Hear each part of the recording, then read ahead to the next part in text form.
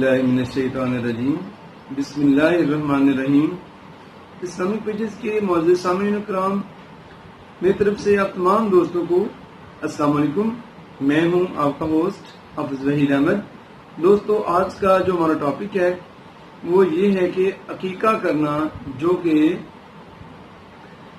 بچے کی پیدائش کے 7ویں دن کیا جاتا ہے، کیا وہ فرض ہے یا وہ سنت ہے؟ تو اس ٹاپک کو ڈسکس کرنے سے پہلے میری تمام ان نئے دوستوں سے گزارش ہے کہ جنہوں نے ابھی تک میرا چینل اسلامک پیج سبسکرائب نہیں کیا، وہ برائے مہربانی اس کو سبسکرائب کر دیں اور پاس میں گھنٹی کے بٹن کو بھی پریس کریں تاکہ ہماری ہر نئی آنے والی ویڈیو کا نوٹیفیکیشن آپ کو سب سے پہلے اور باقاعدگی سے ملتا رہے۔ تو بڑھتے ہیں آج کی ویڈیو کی جانب۔ عقیقہ اصل میں ہے کیا؟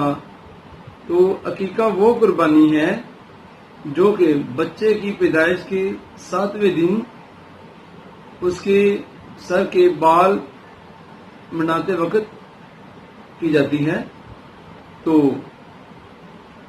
اکثر علماء کرام کا یہ بیان ہے کہ عقیقہ بچے کی پیدائش کے 7ویں دن کیا جاتا ہے، جس میں اس کا نام رکھا جاتا ہے اور اس کے سر کے بال منڈائے جاتے ہیں اور ان بالوں کے وزن کے برابر جو چاندی ہوتی ہے اس کی خراج دی جاتی ہے۔ یہ سب باتیں مستحب ہیں اور یہ کرنا ثواب ہے۔ تو ایک صحابی جن کا نام ابو موسیٰ رضی اللہ تعالیٰ عنہ تھا، وہ فرماتے ہیں کہ میرے ہاں بچہ پیدا ہوا تو میں نے اس کو حضور پاک صلی اللہ علیہ وسلم کی خدمت اقدس میں لے گیا، تو حضور پاک صلی اللہ علیہ وسلم نے اس کو اپنی گود میں بٹھایا اور کھجور کو اپنے دانت مبارک کے نیچے رکھ کر اس کو نرم کر کے اس کو چٹا دیا اور اس کا نام ابراہیم رکھا۔ اور اس کے بعد حضور پاک صلی اللہ علیہ وسلم نے اس کے لیے برکت کی دعا کی اور پھر حضور پاک صلی اللہ علیہ وسلم نے اس کو مجھے تھما دیا۔ تو ابو موسیٰ جو ابراہیم جن کا نام حضور پاک صلی اللہ علیہ وسلم نے رکھا تھا، وہ ابو موسیٰ کے سب سے بڑے بیٹے تھے۔ اسی طرح حضرت عائشہ رضی اللہ تعالی عنہا بیان فرماتی ہیں کہ حضور پاک صلی اللہ علیہ وسلم کی خدمت اقدس میں ایک اور نو مولود بچہ لایا گیا۔ وہ پیدائش کے فوری بعد حضور پاک صلی اللہ علیہ وسلم کی خدمت اقدس میں لایا گیا تھا، اور جب حضور پاک صلی اللہ علیہ وسلم نے اس کو اپنی گود مبارک میں بٹھایا تو اس بچے نے حضور پاک صلی اللہ علیہ وسلم کی گود مبارک میں پیشاب بھی کر دیا، لیکن حضور پاک صلی اللہ علیہ وسلم نے اس کو پانی بہا کر صاف کر دیا۔ تو اس بچے کے لیے بھی حضور پاک صلی اللہ علیہ وسلم نے کھجور کو اپنے دانت مبارک کے نیچے رکھ کر اس کو نرم کیا اور پھر اس بچے کو بھی چٹا دیا۔ تو اس بات سے یہ بات ثابت ہوتی ہے کہ عقیقہ کا ارادہ نہ ہو تو بچے کے پیدا ہوتے ہی اس کا نام اور اس کے ختنے وغیرہ کر دی جاتے ہیں، لیکن اگر عقیقہ کرنا ہو تو یہ سب اعمال، یعنی کہ اس کے ختنے وغیرہ، اس کا نام اور اس کے سر کے بال منڈانا، یہ سب عقیقہ کے روز ہی کرنا زیادہ بہتر ہے۔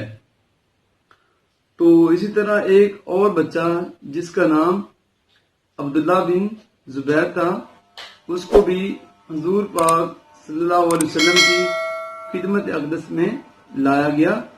تو جب اس کو حضور پاک صلی اللہ علیہ وسلم کی خدمت اقدس میں لایا گیا تو حضور پاک صلی اللہ علیہ وسلم نے کھجوریں منگائیں۔ تو کھجوریں منگوانے کے بعد حضور پاک صلی اللہ علیہ وسلم نے ایک کھجور کو اپنے دانت مبارک کے نیچے رکھ کر اس کو نرم کیا اور اس کو چٹا دیا اور اس کی برکت کے لیے حضور پاک صلی اللہ علیہ وسلم نے دعا کی، اور حضور پاک صلی اللہ علیہ وسلم نے اس بچے کے منہ میں جو کھجور نرم کر کے حضور صلی اللہ علیہ وسلم اس بچے کے منہ میں اپنا تھوڑا سا لعاب مبارک بھی ڈال دیا. تو پیدائش کے بعد اس بچے کے پیٹ میں جو چیز سب سے پہلے داخل ہوئی وہ حضور پاک صلی اللہ علیہ وسلم کی تھوک مبارک تھی. ان سب احادیث سے یہ بات ثابت ہوتی ہے کہ عقیقہ کرنا ایک سنت ہے اور یہ فرض نہیں ہے. اسی طرح امام بخاری رضی اللہ تعالیٰ عنہ بھی ان کا بھی یہی مقصد ہے کہ عقیقہ کرنا واجب نہیں ہے، صرف سنت ہے. اور اگر عقیقہ کرنا ایک بندہ عقیقہ کرنا چاہتا ہے اور یہ سنت بھی ہے، کرنا چاہیے بھی، اور عقیقہ اگر بندہ کرنا چاہتا ہے تو بچے کی ولادت کے 7ویں دن کرنا زیادہ مستحب ہے. اور اگر کوئی بندہ 7ویں دن نہیں کر سکتا تو پھر وہ بطور قضاء اس کو جب اس کو توفیق ہو وہ اپنی زندگی میں اور بچے زندگی میں کر سکتا ہے. تو اس کے لیے حکم دیا گیا ہے کہ بچے کے لیے یعنی بیٹے کے لیے 2 جانیں ذبح کرو، 2 جانیں قربان کرو، اور جو بیٹی ہوگی تو اس کے لیے ایک جان یعنی ایک بکرا وغیرہ ذبح کرنا مسنون ہے. تو مگر یہ بات ہے کہ عقیقہ ہے سنت، یہ فرض نہیں ہے. امام بخاری کے نزدیک تو یہ واجب بھی نہیں ہے.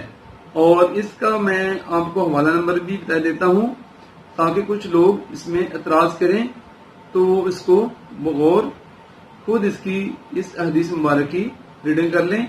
یہ صحیح بخاری کی جلد نمبر 7 ہے یعنی ہفتم ہے، اور اس حدیث کا جو نمبر ہے وہ ہے 5467.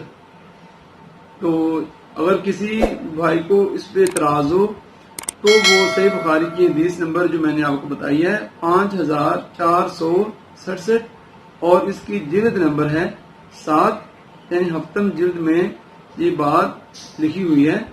تو اس ویڈیو کو آگے بھی ضرور شیئر کریں اور کمنٹ سیکشن میں اپنی رائے کا اظہار بھی ضرور کیا کریں. شکریہ. اللہ حافظ.